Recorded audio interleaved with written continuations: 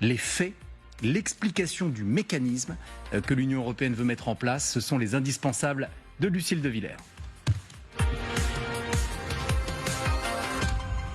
Bonsoir Lucille. Bonsoir David, bonsoir à tous. Alors, quelle est la décision qui a été prise par l'Union européenne ?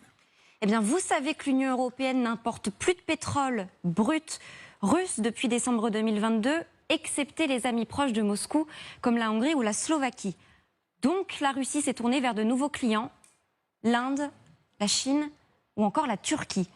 Pour tout cela, jusqu'à aujourd'hui, l'Union européenne tolérait un baril de pétrole russe qui pouvait être vendu jusqu'à 60 $.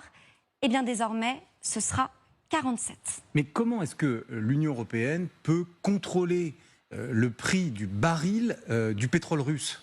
Eh bien, il faut bien comprendre qu'une grande partie du commerce mondial est contrôlée par les Européens.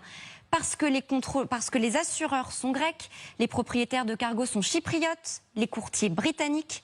Donc concrètement, si une cargaison, par exemple à destination de l'Inde, transporte des barils vendus plus cher que le plafond imposé à l'UE, alors l'armateur entre en contravention, on peut l'empêcher d'accoster.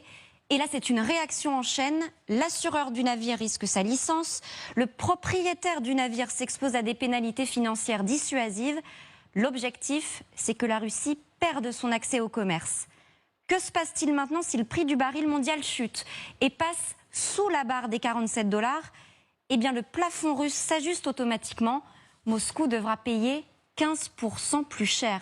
Enfin, sanctions aussi sur les livraisons de produits pétroliers, c'est-à-dire le fioul ou encore l'essence russe. Et là, cela concerne l'Europe. Oui, l'Europe, y compris la France, en importait jusque-là indirectement depuis l'Inde ou la Chine. C'est désormais proscrit. Les sanctions précédentes, Lucille, n'avaient pas suffi à isoler la Russie ? En tout cas, Moscou a divisé ses revenus pétroliers par 3. Elle engrangeait entre 10 et 15 milliards de dollars par mois en 2023. Aujourd'hui, c'est entre 5 et 7 milliards. C'est ça de moins dans l'économie de guerre. Mais c'est vrai que Moscou a trouvé la parade avec la fameuse flotte fantôme de vieux pétroliers, des tankers clandestins qui naviguent sans assurance.